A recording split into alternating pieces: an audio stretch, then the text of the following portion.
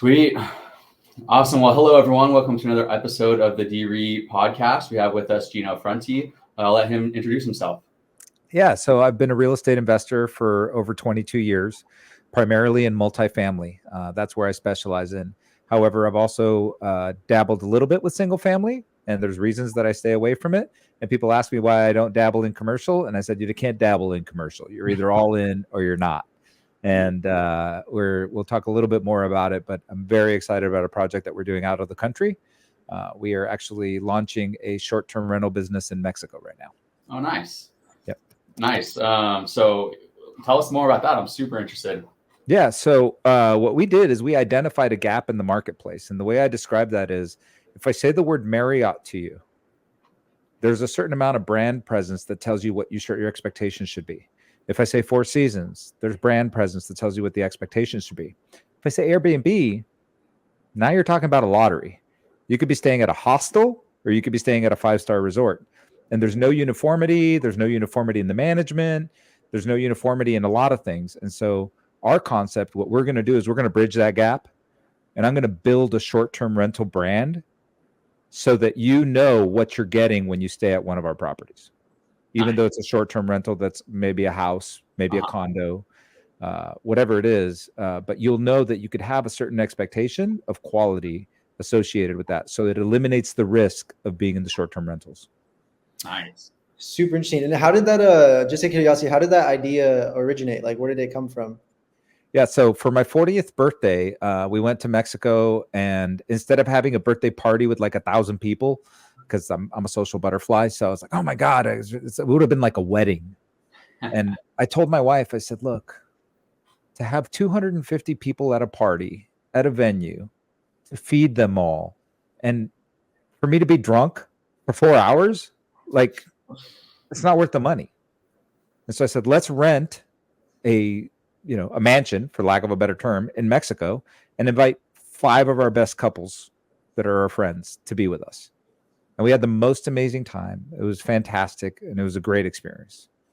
And then that's when I fell in love with short-term rentals. That's when I said, I never want to stay in a hotel again, right? Because I had such a great experience.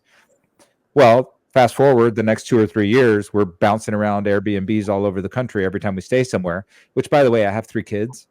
So for me, the Airbnb is a really good solution to the problem, because when you have 3 kids, there's no more than 4 people allowed in a hotel room because of the fire marshal. And so I ended up having to get 2 rooms all the time. So when you look at the cost, renting a house was less expensive than getting 2 rooms next to each other at any hotel space. So it all made sense. But we had some great experiences and we had some bad experiences. And I said, gosh, I wish I could just figure out, like, I wish there was just a reliable source. And that's when the light came on. And I said, we can do that. Been a real estate investor for a long time. We can provide a reliable solution in this gap. And so that's what we're doing right now. We've acquired a property in Mexico. It's our first property. It's in Cabo San Lucas, and it's almost done. We've almost finished the remodeling on it. Like, target is Dia de los Muertos, but probably not. Probably more into November, but definitely before Thanksgiving, it'll be ready. And that'll be the first property of many in that portfolio.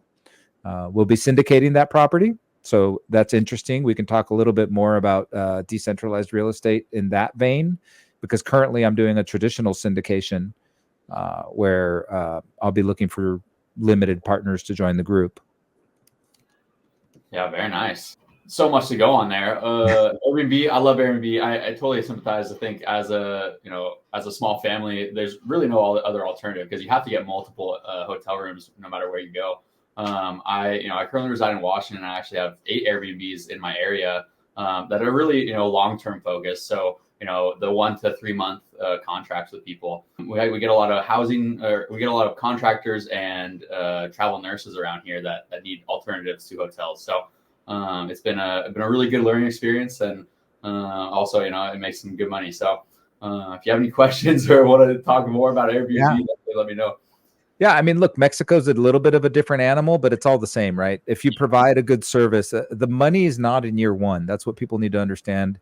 And you listen to the online gurus and you would think, oh my God, I'm going to make millions of dollars. I bought 500 properties the first year and I make $166,000 a month. Like, listen, that's not, yes, there's going to be anomalies like that. There's going to be people like that got lucky and they got at the right time too, because if you got into the Airbnb business before COVID, you were in the right place at the right time. Yeah. So today there's consolidation in that space. The amateurs are getting flushed out. And ultimately you have to provide a hotel plus experience if you want to stand a chance at repeat business. And so that's what we're focused on, is making sure that we have, I call it a Marriott plus experience, just to use a brand for, just to have a line. Like, we don't have to be the Four Seasons. We don't have to be the Ritz-Carlton, but we do need to be Marriott plus. That's a good standard. It's a good standard. But yeah, so syndication, decentralized real estate is really about the syndication. It is a syndication platform, but on, with thousands of potential investors instead of just, a limited number. Obviously, as the deal size grows, the number grows on both sides. But, we're really using Web3 and blockchain to facilitate these. All of our, properties get tokenized. And so really we represent the asset as an NFT on the XRP ledger, and tokenize them and allow people to, submit votes based on, how many tokens they own. So a lot of good developments gone on, and we're really excited about it. So what does that look like today? I'm a limited partner and I want to invest with you guys because I believe you're good operators. And what benefit do I get by investing in a token rather than investing the traditional way? Yeah, so one, it's a way to put your tokens to work. There's hundreds of thousands of transactions in the crypto and Web3 environment, and it's quickly grown as an alternative asset class. And being able to access kind of that and invest it in real estate is one of the biggest ones. One of the other benefits is the instant transferability. So if you're looking to transfer it from one person to the next, you can instantly do that. It's secured on the blockchain and auditable on the blockchain. That's the other big use case. You might get similar performance depending on how you're doing it, contracts and whatnot. In kind of a normal syndication, if you have the correct buyer lined up, you can somewhat get close to it, but not anything like. So liquidity. Yep, exactly. Okay, liquidity. I mean, that's important because you take an asset like real estate, which is historically not liquid, right? And you make it more liquid, then you definitely have a little value proposition there. So, one thing about the structure that we've chosen and the way that we're developing our structure, and not to go too much into the weeds on this, but we have a U.S. company that invests in a Mexican company. And so that U.S. company can raise capital, and it can raise capital from a self-directed IRA, and it can raise capital from a self-directed 401k. So for me, because most of my sphere is young, as you guys are, I want to be able to tap into people's retirement dollars that have a long time horizon, because real estate always functions better over time. I always say real estate's a get rich slow business. Oh yeah. And so for me, utilizing people's stale assets, I'll call them, because I don't believe in keeping your money in 401ks and IRAs for a very long time. It's a great holding cell for something, but I like to self-direct mine, and I like to make sure that I make the investments that I want to make and not the ones that Vanguard wants to make, or somebody that has ulterior motives and just wants to charge me fees. So that's, for me, liquidity is important. I think that's super cool. But are you able to transfer? Because I know now there's crypto ETFs and things of that nature. Are you able to have people self-direct retirement assets into these coins? Not at the moment, but that's definitely something we'd be very interested in developing down the road. So one of our other attendees, or what's the word? Anyways, someone else we had a podcast with is from, he has a background in crypto IRA, really bridging that gap and allowing people to invest in crypto with their IRAs. And he's since started his own company. So hopefully there's some partnerships to be had there. Good. Yeah, I think that's something that's important, because people need, especially in a market like today where you're in a mild recession, for lack of a better term, people want to hold on to their cash, but they still want to invest. And so investing their long-term assets that they don't have access to made a lot of sense for us. let's see, what else do we got going on? So also, we're involved in some syndications in the state of Minnesota. Okay, nice. And there we have, I think we own approximately 15% of about 200 and some doors. That's something that we did through syndication as well. And there I'm the limited partner and not the general partner. So I recognize that I'm the subject matter expert in the San Fernando Valley and Los Angeles area. I am the subject matter expert in Cabo San Lucas and San Jose del Cabo, but I am not the subject matter expert in Minnesota. And so when I chose Minnesota as a state to invest in, I did that because I knew I had good operators. And so I think that that's something that is not talked about enough, is that when you're looking to find a real estate investment, don't dabble in it. Find someone who's a good operator and you'll have more success. Going off of that question, you say it's always good to have a good operator. Going to when you first started in real estate, was there ever like a mentor or someone that like you first got in contact with that sort of helped you grow into who you are today? And can you tell us a little bit more about that relationship, how it came about and how it fruition to where you are today? Yeah, I mean, primarily it was my dad. My dad was always a good real estate investor. He was more of like a midterm flipper because flipping wasn't a thing back then. Talking about 30 years ago, it wasn't really a thing. Yes, people would flip things, but more than likely what you would do is you would purchase it, hold it 2 to 5 years, and then you would flip. So it wasn't like this like 2-month, 3-month flipping thing, but he had always done very well. And so he's the one that pushed me. Him and my mom are the ones that pushed me into real estate investment when I sold my business. I actually had my first business when I was 19 years old, and I sold it when I was 22. And I took the funds from that business and they said, "Hey, Gino, buy something with it. Don't just spend it." And I bought my first 3-unit property. That's kind of how the story starts. And then that 3-unit stumbled into the 3-unit next door, stumbled into the 6-unit next door. Then I've got another 3-unit down the street and another 3-unit down the street from that. So we've been able to replicate and utilize the BRRRR method over the years to acquire, refinance, and go and acquire more. Nice. Yeah, very nice. What was your first business? What did it do?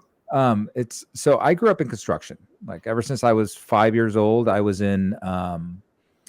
My dad had he was a general contractor, and my uncle had a woodworking shop, and they shared a shop together. And so, since I was a little kid, I'm on forklifts, I'm working in the construction yards, and at about 13 years old, I pretty much was working full time with my dad, and he had purchased a CNC machine.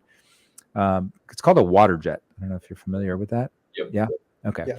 So when I was 9 years old, he purchased a water jet, and he was the first in the world to use a water jet for marble and granite work.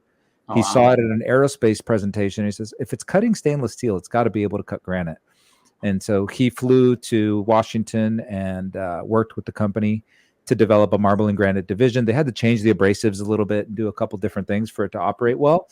But so when I was 13 years old, I learned how to draw in AutoCAD and Mastercam. And I started doing that. So I started at a very young age operating the CNC machine, writing post processors, and I was always a good computer nerd.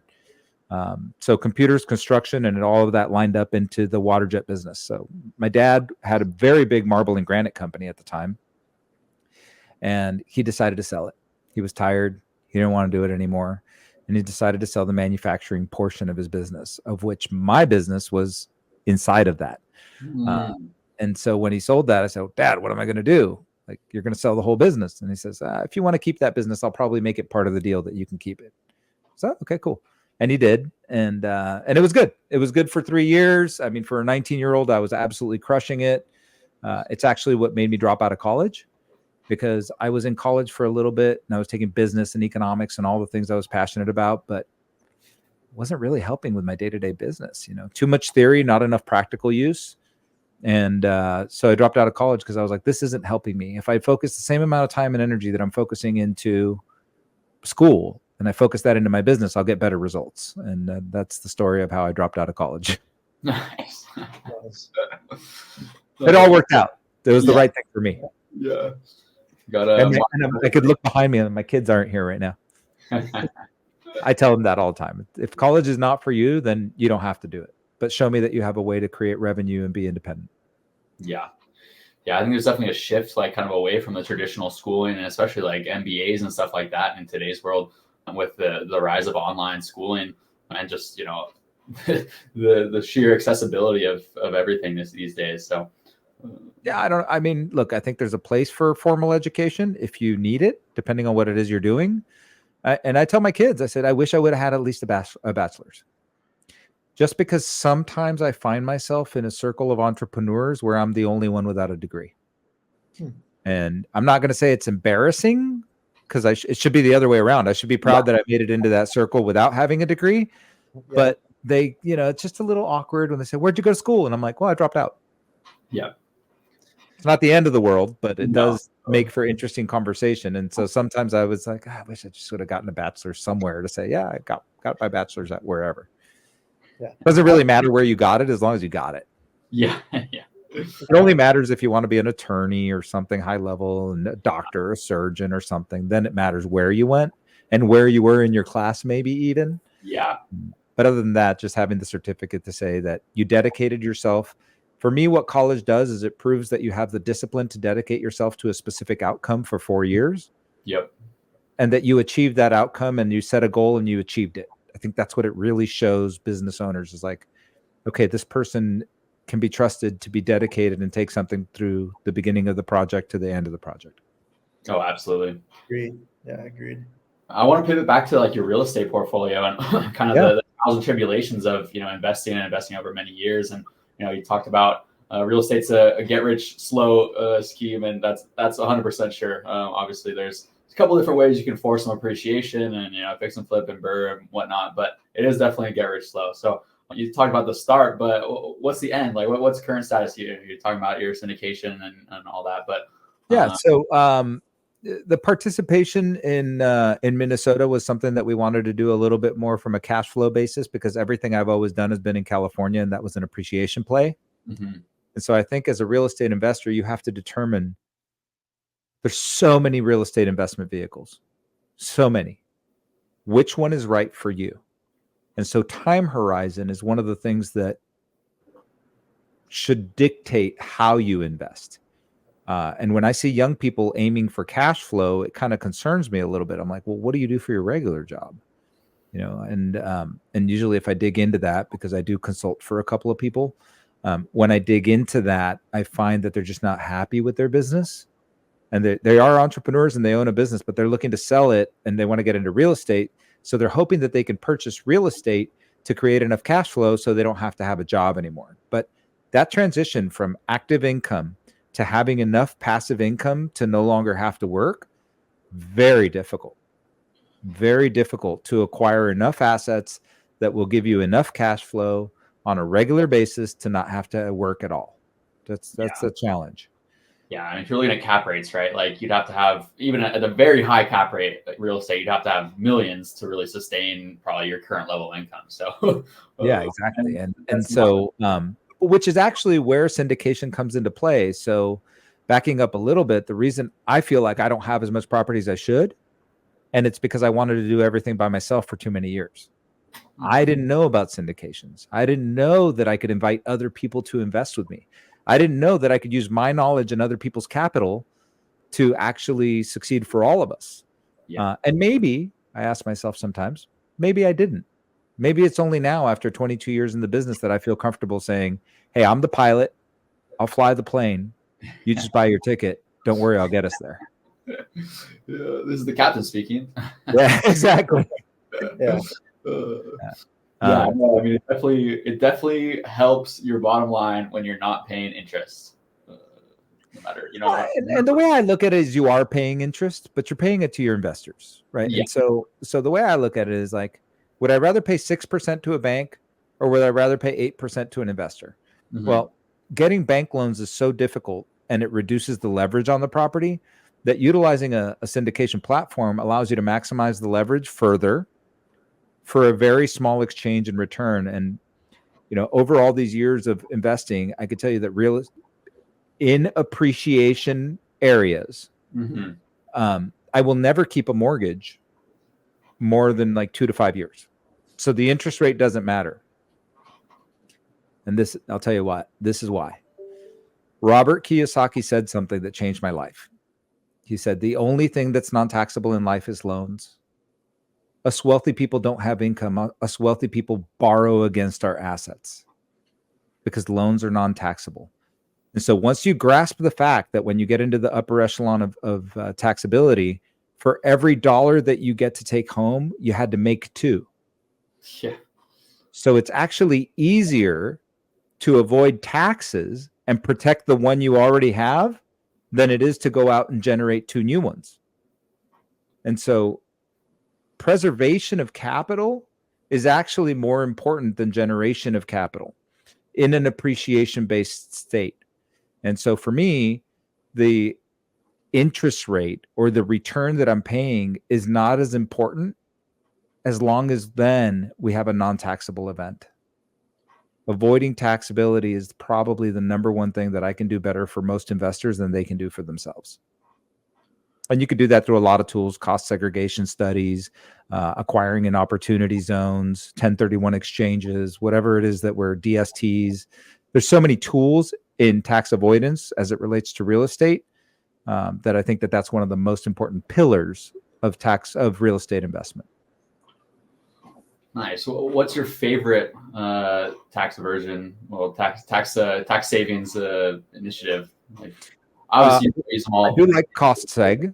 I work together with a tax strategist. So what I found is most people erroneously believe their CPA is going to help them avoid taxes. They don't. What your CPA does is only validate the information you give them and put it on a form. And they might give you some advice here or there. But once you get to the higher levels of stuff, it's really hard to find CPAs that know more than you do. And so then you need to employ this whole nother gamut of people, as tax strategists. And so through the tax strategists, you could find investments that give you tax benefit, 2-to-1, 3-to-1, 4-to-1. I'll give you an example. A traditional one using real estate is it's when you invest in real estate and then you donate that real estate. Name escapes me right now. But that's very common. And so what ends up happening is these are big, by the way. I think they need to be 500 acres. So what happens is you join a group of people that purchase this property and then you donate it. That's how national parks came to be, is then you donate it to the federal government and that donation, or to a nonprofit organization, and that donation has a 2-to-1, 3-to-1, or 4-to-1 value on every dollar that you invested, because you bought the property at a discount and you donate it at the retail price. Does that make sense? Yeah. So that's one of the most traditional ones. Now, after Trump was elected last time and his taxes came into vision for everyone, or didn't come into vision for everyone, what people had realized was that he had utilized these tax strategies in order to avoid taxation. And so the IRS started to scrutinize this particular tool further than they used to. And that's why when that same tool used to be 4-to-1 or 5-to-1 return, now it's 2.5-to-1 return. But still, if I can flip the tables and invest $1 and get back 2.5, yeah, I'll do that all day long. Yeah. Right. Now, that only works if you have a W-2 income that you're trying to erode taxation from. If you don't have any W-2 income to erode, then those strategies don't work. The problem is some of us have W-2 income, and it's very hard to not pay taxes on that unless you have other strategies that erode that taxability. Yeah, very insightful. Isaiah, you got any follow-ups on those? Not to that in general, but just like a general question. Since you've been in the space for so many years, what's the biggest mistake you see new mortgage professionals make, and how can they avoid it? Mortgage professionals or real estate professionals? Real estate professionals. Okay. Because I am in the mortgage space. I should clarify that my primary function, my W-2 job, is I run a large region of mortgage professionals. We were doing as much as 300 loans a month in the heyday, and we had 162 employees. So that's my primary job. Real estate investment is my passive job.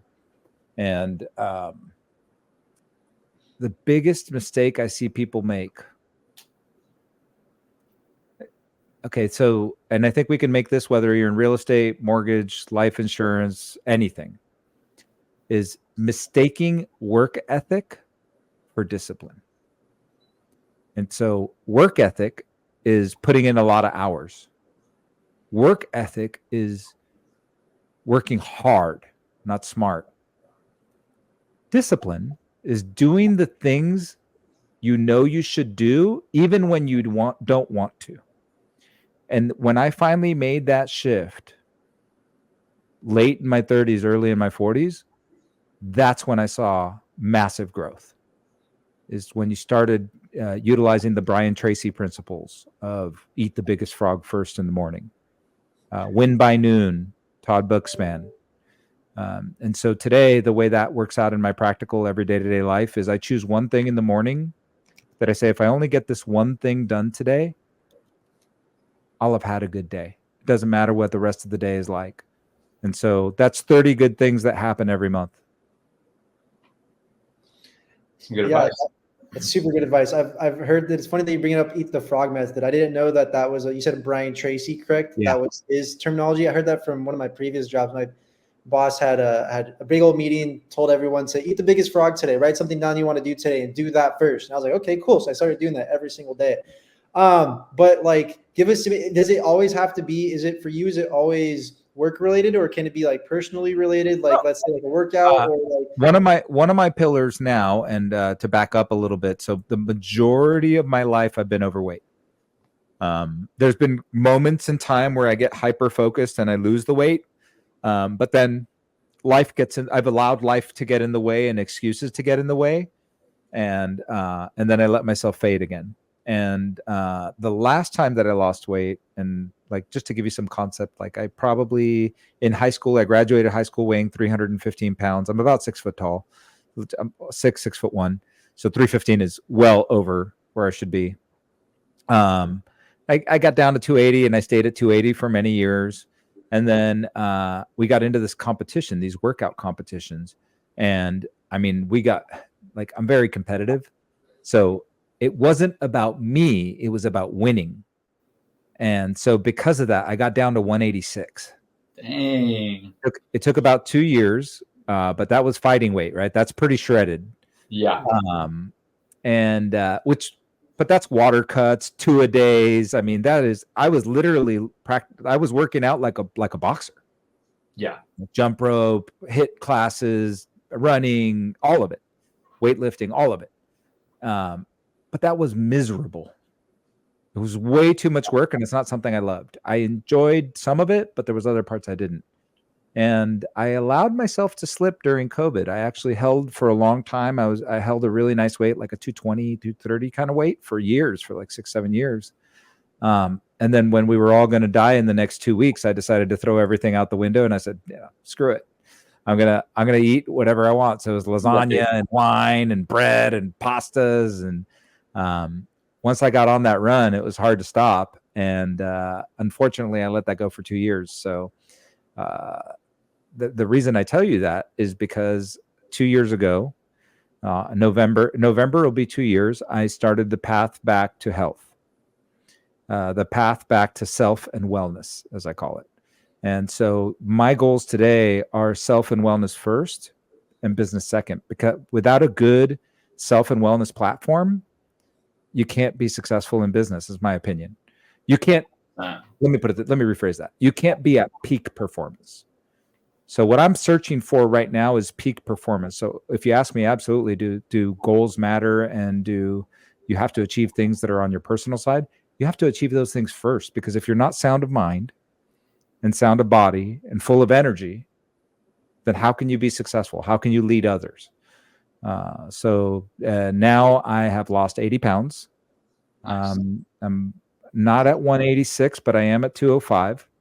And heading back to that 186 in a much more natural form, in a much more sustainable form. I lift 2 to 4 times a week. My diet's spot on. My supplementation routine is perfect. My non-negotiables, I don't do anything before 9 a.m. I have no meetings before 9 a.m., no business before 9 a.m. That's me time. Yep. So I wake up at 4:45 every day. I go to sleep at 9 o'clock at night. I guess you could say I'm old. Probably the most important thing is I quit drinking 9 months ago. Nice. Same. That was a big one. I cut out alcohol for like 6 months last year, and it was just night and day. It's great. Yeah, it's great. I hate to say it. I mean, I enjoy drinking. I had a lot of fun in my life drinking, but if you want to be at peak performance, that's a setback every time you have a drink. Yep.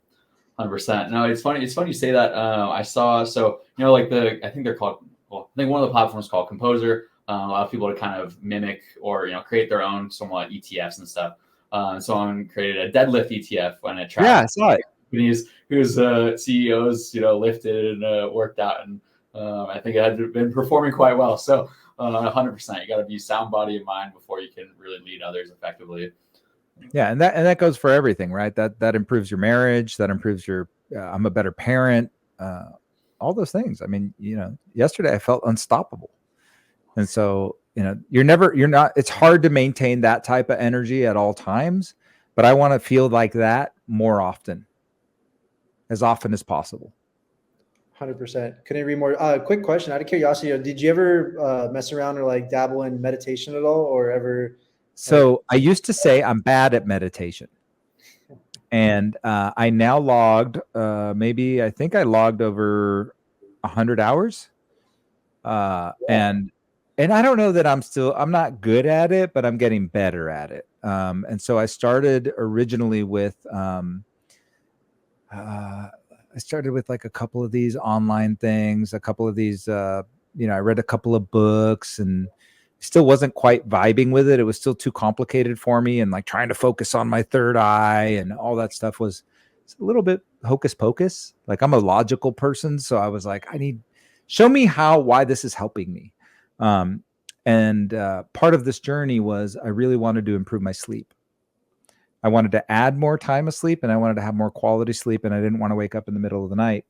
And so I added Headspace.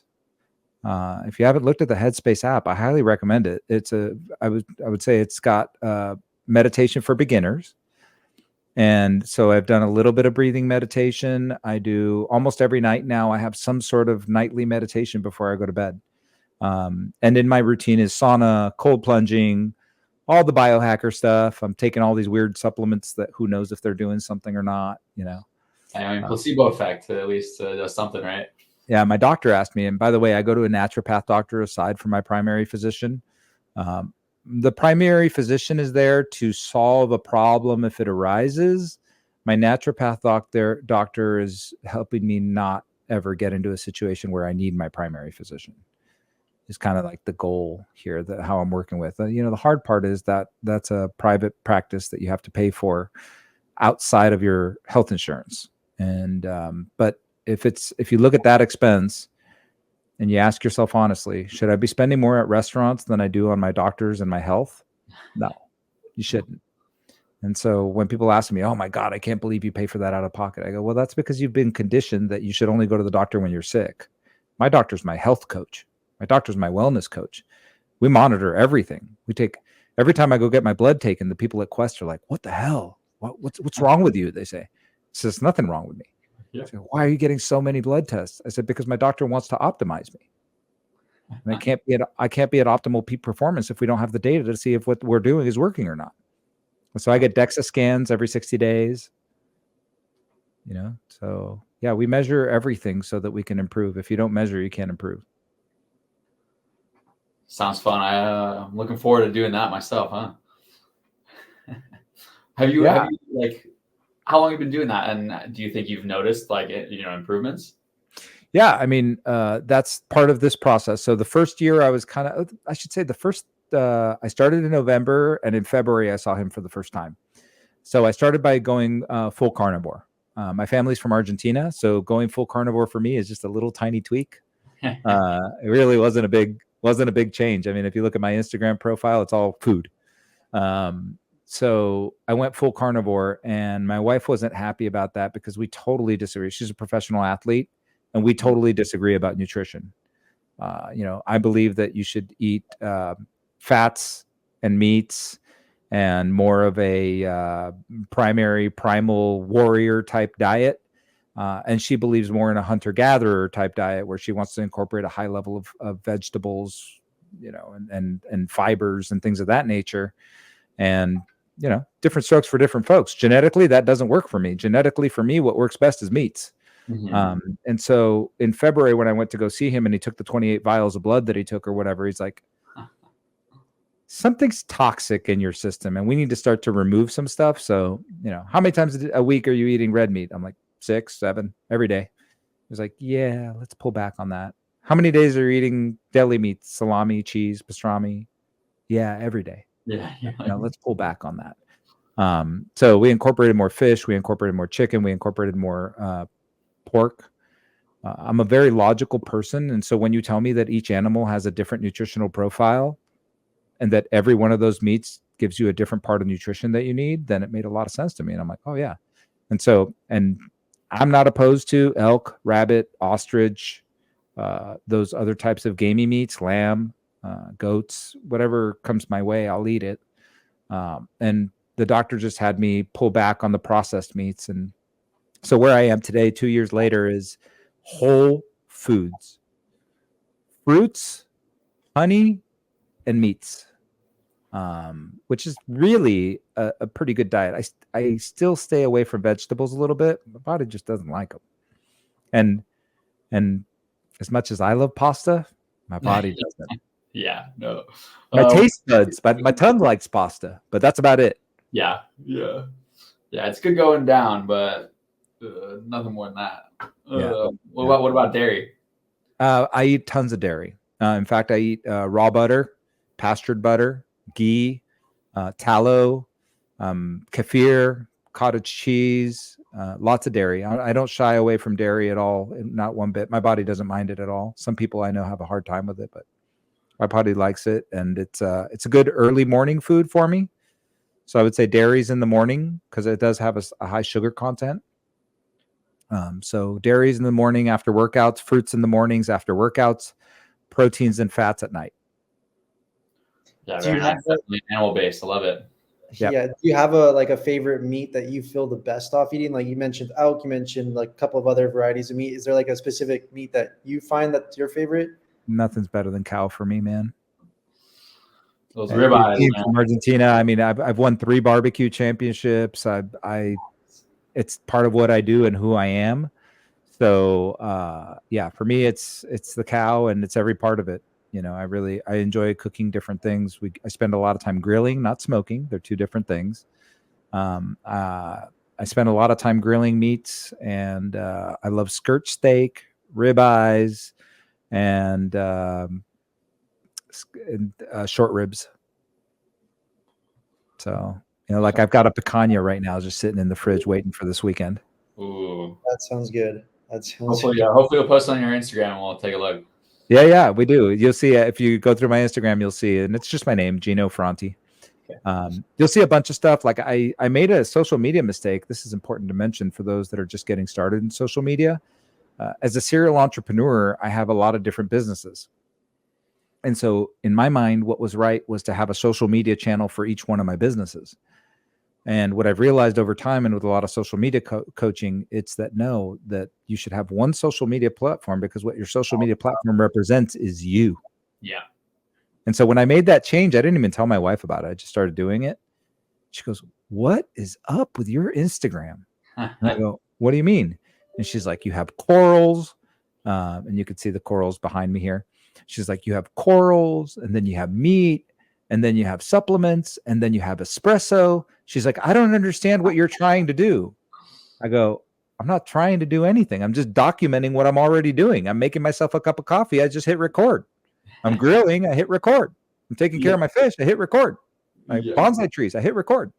So all I'm doing is documenting my life. All I'm doing is showing who I am. And that's been way better received. Nice. Yeah, definitely. People gravitate towards genuine. That's for sure. Yeah. And listen, I mean, look, this week, Monday, we got invaded by ants. My wife's out of town. She's an athlete, so she travels. And Monday, I got invaded by ants. I'm like, oh, Jesus. Oh, yeah. I don't need this. I don't need to be invaded by ants right now. Like, I'm taking care of the boys. I'm taking them to school. I'm picking them up from school. I'm still doing my day job. I've got all this going on. And on top of that, now I got an ant invasion. And so I did what everybody's, actually, it was a Sunday. and it held me back from going to my sport practice that day. But I clean up, I clean the floor, I spray the raid, I do all the stuff. Like, I got it. It's all under control. Monday, everything was good. Everything was under control. Tuesday, here they came again. This time they came in a different way. They came in through a different hole. They went to different places. And I documented all that in my Instagram stories. And by day 3, I stopped at Home Depot. I bought a bunch of different poisons. I set them out everywhere. My Terminex guy happened to come on the same day. I had him do treatments as well. And so all I did was document what was happening in my life. And I had a bunch of people reach out to me. It's like, I have ants too. How did you kill them? You know? And so I helped people kill their ants this week. Yeah. Yeah. That's funny. So I don't know. I don't even know where we were with that, but I'm just saying, social media, be yourself, document what you're already doing. That you can't help but feel authentic when you're just documenting what's happening in your life. Yeah, absolutely. Yeah. So you use RAID, and do you want a mortgage? Yeah. You use RAID, you want a mortgage, you want to buy real estate, or do you need help with your health? Yeah. I am a little bit of jack of all trades, and so I'll give myself a plug. We're going to be launching a podcast called And Not Or. Nice. And it's a podcast for the serial entrepreneur that needs help with organizing how they're going to launch the multiple projects that they want to launch at the same time. Because there's nothing more frustrating as an entrepreneur is to have an idea and you put it on the shelf and you don't execute on it. And then shortly thereafter, somebody comes to market with it and they're successful with it. So I want to make sure that I help people launch businesses in an organized fashion, prioritize their entrepreneurial launches and the ones that have a high likelihood to succeed or a high likelihood of making you feel good on a day-to-day basis that you're doing the right thing. Yeah, no, fair enough. Well, we're very excited to listen to it. That's for sure. Yeah. I don't have a start date yet, but we're working right now on the structure of it. And I do 2 other podcasts every week. One on Tuesdays, which is a leadership podcast. That one we broadcast live through our LinkedIn. That one's more specific towards the mortgage industry. And then on Thursdays, we do our More Momentum podcast, which is also more mortgage industry related. I would say the Tuesday podcast is for all leadership, no matter what when other people look up to you and are looking for inspiration. How do you deal with that? So for me, being on camera, being on the mic is what I love to do, and hopefully I could have a positive influence on people day to day. Heck yeah! Here, you want to do a practice round with us? We have a little one that we can talk about. So sure. Right now we're actually in the process of hiring some overseas salespeople to basically do real estate wholesaling. So focus on lead gen so we can get some deal flow, both on DeRE, but also if the properties aren't a good fit for DeRE, just to wholesale. So that's kind of the premise, right? Like deal flow, super important in real estate. Finding off market leads is a plus. And when something goes to market, you might pay more, and there's going to be probably more competition for it. But anyways, so we started interviewing people on Indeed. I called up a buddy who does VA staffing. So I said, "Yo, can you get me someone?" He said, I could, but it's honestly really easy. You should just do it yourself. I'm like, all right, sounds good. And he gave me, he asked me about the role. I said, what are you trying to do? And I told him, he said, I think we've had a lot of good success in South Africa because, they're native English speakers for the most part. And you should try there. I said, okay, sounds good. Put out an ad. Overnight had like 50 applicants. The next night, 100 applicants. I paused it. I said, I can't go through this many applicants. So we've been interviewing like crazy over the past couple of days and into next week. And honestly, I've been pretty impressed with the people that have applied and gotten to that stage. A lot of people that are, really, one, great communicators, and two, actually have, real estate experience, real estate agents and whatnot over in South Africa. So I guess the question is like, what are your thoughts? Yeah, I mean, look, I like the virtual assistant space. I think you could find quality people in different countries that you can maximize your dollar a little bit further. So I don't see any problem with that. The language barrier is definitely something that you want to get past. As for the flood of resumes, I would probably try to implement AI to scrub the resumes first to eliminate half of them. That's a good idea. And then check this out. What if you got a VA to interview all the other VAs. Yeah. To get it down to the top 10. Yeah. Okay. So take your 100, get it down to the top 10, and then you can interview those candidates and see who the best one's going to be for that role. Yeah. Hey, that's even a better idea. Now you're like, instead of just multiplying you're raising it to the power. Yeah. Yeah. I mean, because look, ultimately what you want to do is replace yourself. So there's a wonderful book that I want to recommend to all of you. I think I gave mine away. In fact, I did give it away. Maybe you guys know Nico Valdez. Yeah. Okay. So the book is called Who Not How. Mm-hmm. And I think we focus too much on the how in our lives. When you're an entrepreneur, you really should focus on the who. And so what I recommend is that when you're doing something and you find yourself doing something that you feel you shouldn't be doing as the CEO of your business or the CEO of your life, say, who can help me with this? Who's a subject matter expert that can help me go to the next level so I don't have to do this by myself? And so that's the tip that I would give you, is to definitely find your who's and not your hows. Absolutely. That ties a lot into sort of like the syndication, how you're talking about going into the Minnesota market, right? How you're leaning on sort of their expertise because they have that knowledge that maybe you don't have per se, but you guys are teaming up together to grow. Is that sort of, it seems like it's aligned with the book, right? The premise. Yeah, exactly. They're my who in Minnesota and I'm their who in Mexico. So who could be reciprocal, right? Yeah. My doctor is my who in health and wellness. But what I'm saying is I can't do this alone. I need good partners in my life that are subject matter experts. It goes back to saying it's the power of your circle. It's who you surround yourself with.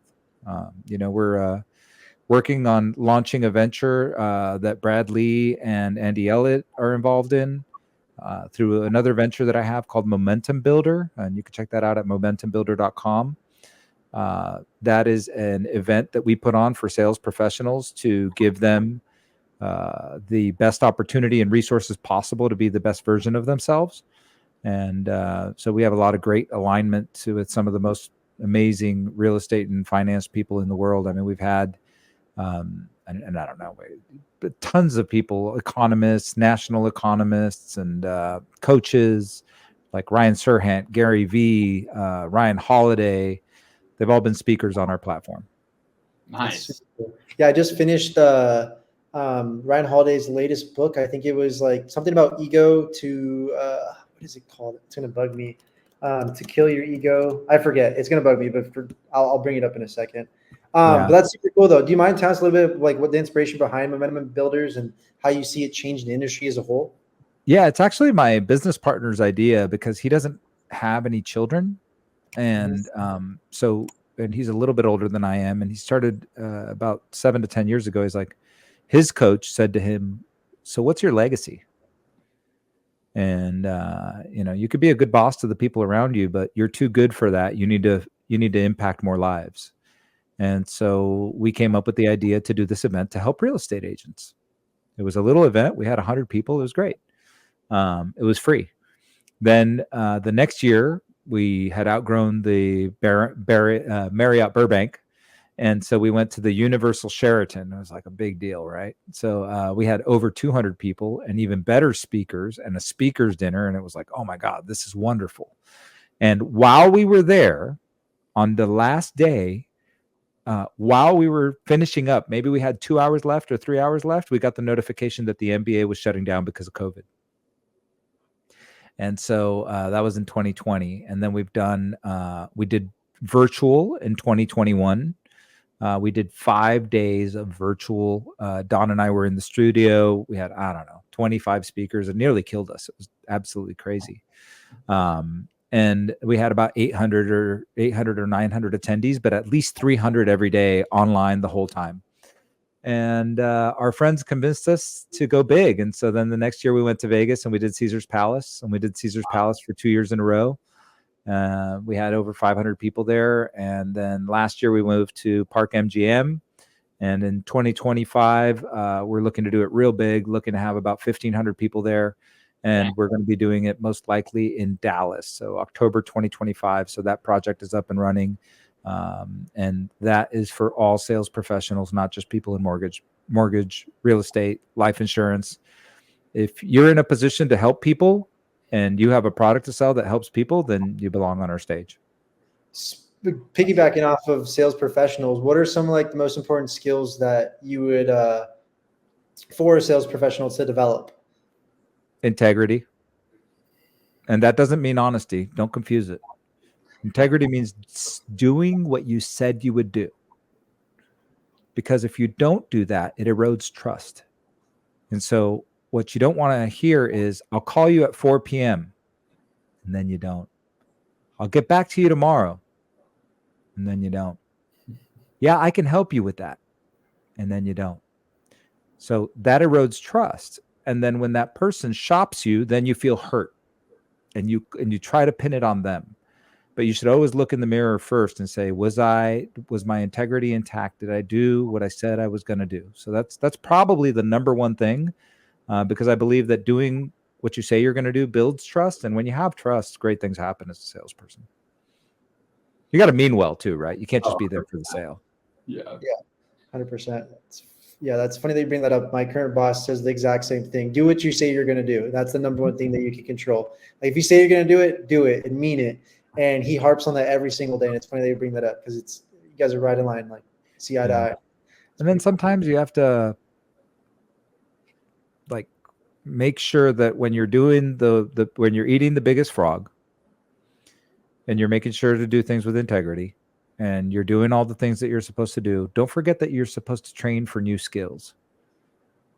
So you're never too good to become a better speaker. You're never too good to learn how to do something better. So practice makes better. It doesn't make perfect. There is no such thing. So just keep focusing on what you want to get better at and dive into that and coach and train and learn. And for me, it's a constant learning thing. I try to read at least a book a month. I use Audible. I don't read anymore. But look for books that can inspire you to take your business to the next level and implement, because ideas don't make you any money. Yeah, dreams don't work unless you do, right? Yeah. All right, gentlemen, we covered a lot. What do you think? Oh, we did. Oh, we love it. I wanted to ask you one more question. What's Sure.